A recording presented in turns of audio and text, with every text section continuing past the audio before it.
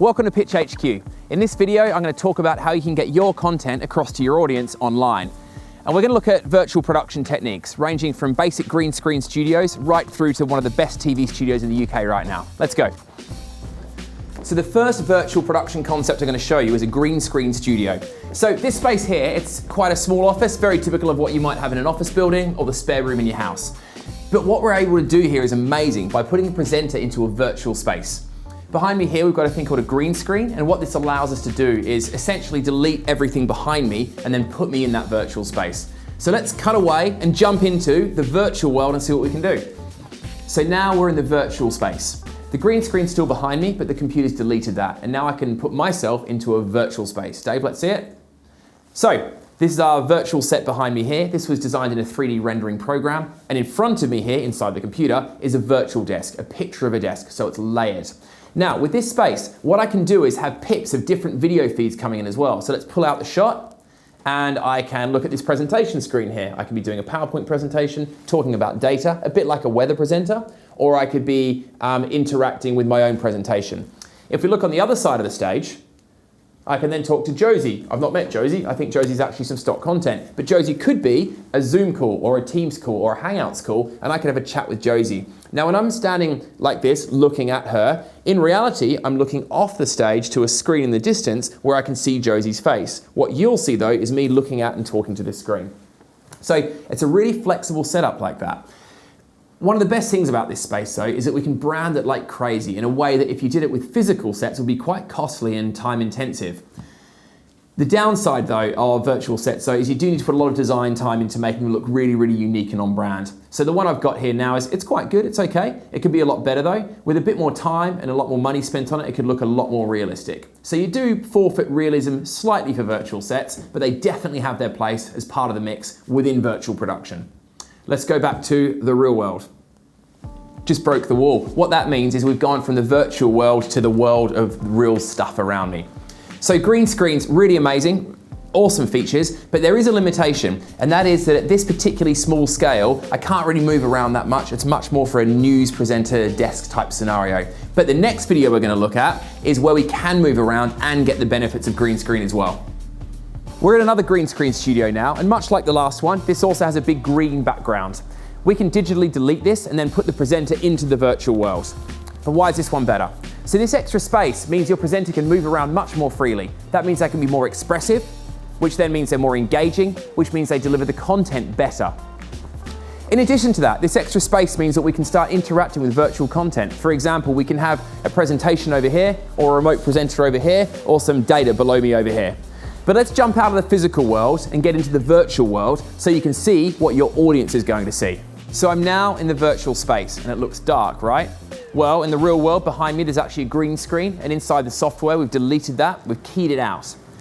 Now, if we turn the set on, suddenly things start to look very different. I'm standing on a video floor, there's a video screen behind me, there's moving lighting effects everywhere, and there's also video screens dotted around the space. This is a much, much more sophisticated way of doing virtual sets from what you saw before. In fact, a good analogy would be to say what we did before was like a picture, whereas this is more like a video game. In fact, what we're doing is powered by the same system that does real-time 3D rendering for video games. So this method of doing virtual sets is best for when you really want to push the level of polish and production value of your shows and to make your brand really, really pop. It's also more realistic. If you look closely, you'll notice there's things like I'm reflected on the floor. That's all done in the computer. So again, you want to make your shows look really good, use this level of set. However, it's not as good as the real world sets I'm going to show you next. So the green screen's gone now, and this has turned into a live TV broadcast studio. So how's that different? What you see here is all real. There's no 3D rendering, there's no virtual sets, there's no chroma keying. Everything you see is actually here in person. So why does that matter? Well, a lot of presenters are used to presenting to an audience in a room, and even that can be uncomfortable for some people. So if they're sitting in front of a green screen, that can be really uncomfortable and weird because they're pointing at things that aren't there and there's no connection with the audience. So for those kind of presenters, this space is so much better. They're more comfortable, they're more engaged, and therefore they deliver the content better. So in this space here, I can walk over and talk to Josie here on the screen via a Zoom or Hangouts or Teams call. or I can walk over here and do a PowerPoint or data presentation. And we can also change the entire backgrounds.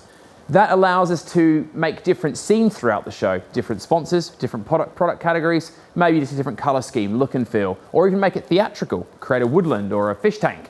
It's very, very flexible. Now, in terms of audience benefits, this space allows a much wider range of content to be delivered. We can have props here, we can have multiple people, we can change the lighting scenes as well. We can stick extra cameras in, so we can do a broader range of content that's more rich, much more like a live TV show. Also, as a live broadcast space, everything here is separate bits of equipment, so it's much easier to reconfigure or add additional equipment. You want an extra camera? Yeah, not a problem, we can stick it over there. A couple of extra computers at the last moment? No problem, plug them in. That's not so easy with virtual setups because they're very heavily pre-configured. This space, it's much more flexible on the day. So overall, this is more dynamic, more engaging, and more comfortable for presenters, but it's not the best studio we've got. Stay tuned to see the most advanced TV studio in the UK. And this is our most technically advanced space that brings together the best in terms of audience engagement, the most comfortable space for presenters, and a really flexible, versatile space for clients to get their messages across. Coming across the stage here, you'll see an array of screens. I'm going to talk through each one of them with you. The first one here is a video floor. Amazing, I love this thing. At the moment it's showing a really basic pattern, but it can also show technical content or branded colors, or maybe a scene like a forest or a waterfall or whatever you want on the floor. It's a big video screen. Behind me here's another video screen. That can be used for more technical content, or again, showing brands or setting a scene. The thing that I really like though, is these multi-views over here. So if I want to bring in a guest presenter, or have a person from the audience enter on stage, I can get them up here on this multi-view and I can have a conversation with them in a way that makes you, the audience, feel much more part of that conversation and part of that narrative. This space has also got a lot of lighting in it as well. So right now we've got some quite crisp white lighting on me, very good for camera and good for TV. But if there's a performance or some kind of punchy, maybe awards show scene, we can make the lighting change to reflect that look and feel and get a different type of ambience for different parts of your show. Now, much like the space I showed you a minute ago, this space is also really, really flexible. It's all broadcast-based equipment here, where we can have multiple inputs, we can do feeds out on different streams, we can move lighting around, and everything is physical. So when you're presenting or working in this space, you can see everything going on around you. In fact, I can also see an array of screens opposite me here as well. So I can see the audience, I can see my script, I can see the content that you're seeing on the other end of the world. All this tech aside, I love this stuff, it's amazing, it excites me, but it's really important that we don't forget why we have this stuff. We are fundamentally in the message delivery business. Always start with what is your message? Are you trying to deliver some technical content? Is it about changing organizational culture? Or is it a political or activist piece? Whatever your message is, don't lose sight of that, and then work backwards to figure out what technical or studio solution you need. Sometimes you might need something really sophisticated and advanced like this space here. Other times a simple Zoom chat might be good enough, or other times a green screen in between might be sufficient as well. So once again, always be mindful of what your message is and choose the right tools to deliver that message to your audience in the best way possible.